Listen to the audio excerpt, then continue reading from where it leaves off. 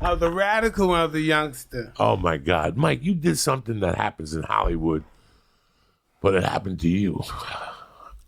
You were like the fucking king at the age of 20. How hard was? I mean, you didn't even know what the fuck was going on around you. No, you're absolutely right. That's true. At 20, things are moving so fast. Hey, well, he never thought about that. It's me and this old Italian fellow. We got together, and he has told me these wonderful things about myself and what I could accomplish if I listened to him. And so I dedicated my life in listening to him. Now, did he take you to a hypnotist? Yeah, he was a hypnotist too, but he also took me to one. He was a hypnotist? Yeah. In which way? Just that where he could allow you to relax and he could reach your subconsciousness. With the tone of his voice? Yeah. And just talk to you nice and light. Yeah. Tell you what was going on. You're the champion. Till I fall asleep, yeah. Yeah, no. Cuss was a weird breed, bro. Yeah, he was. I never met him, but God rest his soul. A weird breed. But he knew what he wanted in life. He wanted champions. You know, Mike, I want to write a book. I've been writing a book. But in that book, in between chapters, I want to write about the people who touched my life. In the weirdest, how many motherfuckers came in and out of your life that you think about every 3 days and go, God, and they're not dead. I'm not even talking about that. They can still be alive. You're just in a different mind game. You didn't talk to them no more. Yeah, you're not talking to them no more because most of mine are dead. But yeah, there's a few. No, like motherfuckers. My life has just changed. How many motherfuckers came up to you one day, didn't want none from you, and just said something to you that you went back to your room and had to think about what the fuck this happened, and you look back and they disappear, and you think that maybe could be an angel from God that just. I had 20 motherfuckers that have come into my life at the weirdest times. Then they disappeared. I want to write like a page just in between chapters. How many motherfuckers do you have that really affected you in the weirdest ways? You know, wow, when you say that, a lot of people in my life that affect me in that particular way, they usually passed away and stuff. And I was watching a documentary about Joan Rivers. Yeah. She's the blonde. Joan. Right, the crazy lady. Yeah. And she had said somebody had left her. She lost contact with one of her workers. And she said, God, he was there. And, you know, what happened to those people that was there? Remember when this happened?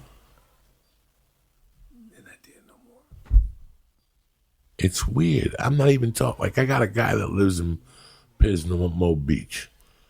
And one day, he was my sales manager at a car place.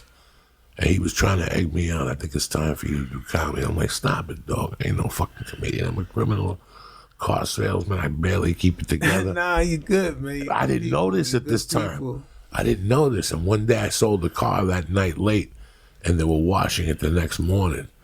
And the kid's son, I went back to the checkout. I'm like, well, is this car going to be ready by 9? And the kid's son looked at me and goes, funny, we were talking about you this morning at breakfast. He goes, my dad said if he had any balls, he'd quit his job, get in the car and take you on the road to do comedy. That shit fucked my insides up. Like till this day, I check in with him once every 2 months. He's about 70. He's the one that taught me how to write my goals. He used to say, a lot of people go, you know, like they'll write down, I want to be world champion. Well, how are you going to become world champion? Write down the things you need to do to become world champion. I got to train. I can't drink.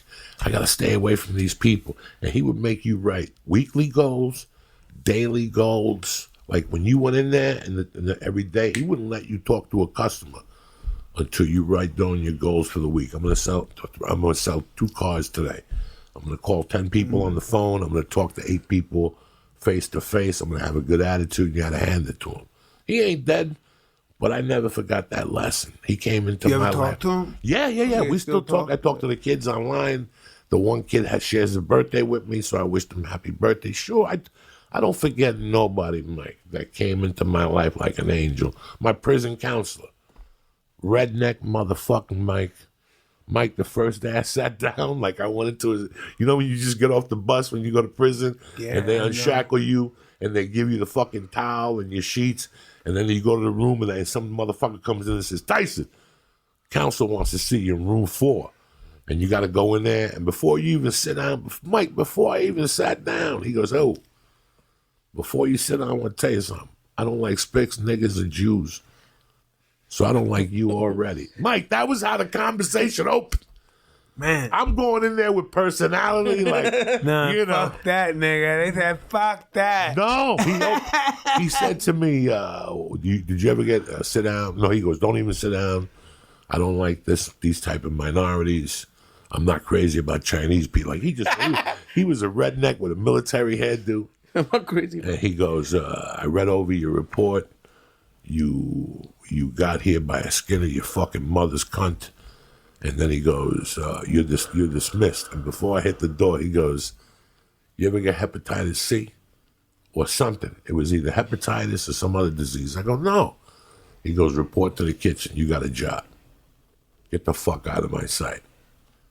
So for weeks, I didn't like him, Mike. You know, how can I like a guy that opens up like that? I don't like spics. Sure. Who the fuck are you? Nobody's ever said that shit to me. But somehow or another, he got impressed with me. You know, I did what I was supposed to do. And there was these psychological evaluations. You know, when we first got locked up, before they sent us to our destination, they do that week where they ask you stupid questions. They draw blood. They ask you to fucking fill the circles with the blocks. Did you have to do that? Yeah.